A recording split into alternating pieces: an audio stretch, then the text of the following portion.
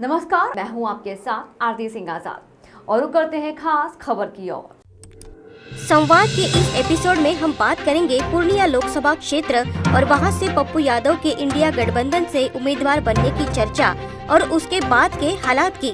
जी हां, बिहार में बदले राजनीतिक माहौल के मद्देनजर राजनीतिक पार्टी और राजनेता अब ठिकाना बनाने में जुट गए हैं। पार्टियां जहां एक तरफ जातीय समीकरण के अनुसार चाल चल रही है, वहीं नेता भी गुना भाग करके अपने लिए सीट सुरक्षित करने में जुट गए हैं। ताज़ा मामले में मीडिया में ये खबर बड़ी जोर शोर से चलाई गई कि जन अधिकार पार्टी के संस्थापक और पूर्व सांसद पप्पू यादव आगामी लोकसभा चुनाव में पूर्णिया से इंडिया गठबंधन के तहत कांग्रेस पार्टी के उम्मीदवार होंगे।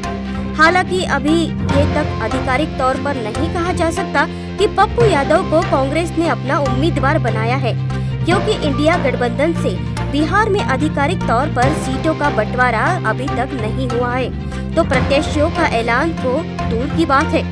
दरअसल जन अधिकार पार्टी के संस्थापक पप्पू यादव बिहार की राजधानी में एक शक्ति बनकर उभरने लगे हैं। बिहार में चल रही गठबंधन की राजनीति की दिशा में उन्होंने अपनी राजनीति का पक्ष उजागर नहीं किया है, लेकिन कांग्रेस नेता राहुल गांधी की भारत जोड़ो न्याय यात्रा में पप्पू यादव के पक्ष में लगे नारे ने एक संकेत तो दिया ही है। जनसभा में राहुल गांधी के साथ साथ हमारा नेता कैसा हो, पप्पू यादव जैसा हो के नारे भी लगे। हालांकि राहुल गांधी की रैली में पप्पू यादव के समर्थन में लगे नारे इस बात की गारंटी नहीं कि पूर्णिया लोकसभा क्षेत्र से पप्पू यादव भी कांग्रेस पार्टी की उम्मीदवार होंगे, लेकिन क्योंकि उनकी पत्नी रंजीता रंजन पूर्व में सुपौल से कांग्रेस के सांसद रह चुके हैं और वर्तमान में कांग्रेस से राज्यसभा की सदस्य है, ऐसे में पप्पू यादव के कांग्रेस से नजदीक होने में आसानी देखी जा रही है। यही कारण है कि लोग इस खबर से उत्साहित दिखे कि पप्पू यादव पूर्णिया लोकसभा निर्वाचन क्षेत्र से आगामी लोकसभा चुनाव में इंडिया गठबंधन के उम्मीदवार होंगे।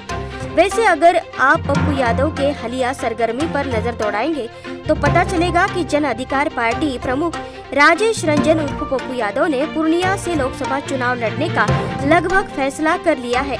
पप्पू यादव का दावा है कि पूर्णिया उनकी जन्मभूमि और कर्मभूमि है। अगर वो 2024 में संसद पहुँचे तो इसे बिहार की दूसरी राजधानी बनाने के लिए लड़ेंगे। जहां प्रमुख ने पूर्णिया के मतदाताओं से अपील करके ये कहा है कि उन्हें 5 महीने दे और अगले 5 साल ले ले। दरअसल पप्पू यादव पिछले कुछ वर्षों से पूर्णिया की राजनीति में सक्रिय रहे हैं। हाल ही के वर्षों में जिस तरह से पटना बनाम पूर्णिया की मुहिम चला रखी है, उससे तो ये तय है कि वे पूर्णिया से अपना भाग्य आजमाएंगे। पप्पू यादव पूर्णिया से 3 बार सांसद रहे हैं। पप्पू यादव लोकसभा राजनीति में 1991 से चर्चा में आए, तब चुनाव आयोग को धांधली और हिंसा के कारण चुनाव रद्द करना पड़ा था। बताते चले कि पूर्णिया लोकसभा से पप्पू यादव ने 1991 और 1996 के लोकसभा चुनाव में विजय प्राप्त की है। 1998 लोकसभा चुनाव में पप्पू यादव भाजपा के उम्मीदवार जयकृष्ण मंडल से चुनाव हार गए। 1999 के लोकसभा चुनाव में परचम लहराया था। वर्ष 2004 और 2009 लोकसभा चुनाव में भाजपा के उदय सिंह उर्फ पप्पू सिंह का कब्जा रहा। 2014 से 2019 के लोकसभा चुनाव में जनता दल यू के संतोष कुशवाहा के हाथ बाजी रही। बात अगर पूर्णिया के भौगोलिक स्थिति की करें तो पूर्णिया एक ऐसा जिला जो नेपाल और देश के नॉर्थ ईस्ट के राज्यों से सीधे तौर पर जुड़ता है। वहीं बिहार के कोसी और मिथिलांचल के क्षेत्र को यह सीधे जोड़ता है। यहाँ की बड़ी आबादी खेती पर निर्भर करती है। यहाँ केला और मक्का के उत्पादन में अग्रणी है। यहाँ पूर्णिया जिले में कुल 7 विधानसभा सीटें हैं, जिसमें से केवल 6 विधानसभा सीट ही पूर्णिया लोकसभा में पड़ता है। इसका अमौर और बायसी किशनगंज लोकसभा का हिस्सा है, जबकि कटिहार का कोढ़ा विधानसभा पूर्णिया में जुड़ा हुआ है। सीमांचल का ये सीट MY समीकरण का केंद्र माना जाता है। यहाँ यादव और मुस्लिम आबादी के हाथ में पूरी तरह से राजनीति को बदलने की ताकत है।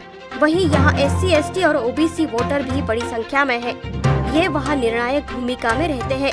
पूर्व सांसद पप्पू यादव के पूर्णिया लोकसभा क्षेत्र से लोकसभा चुनाव लड़ने की संभावना बढ़ गई है, तो देखने वाली बात ये होगी कि क्या वाकई में इंडिया गठबंधन पप्पू यादव पर अपना भरोसा करती है या फिर कोई दूसरा उम्मीदवार उतारती है।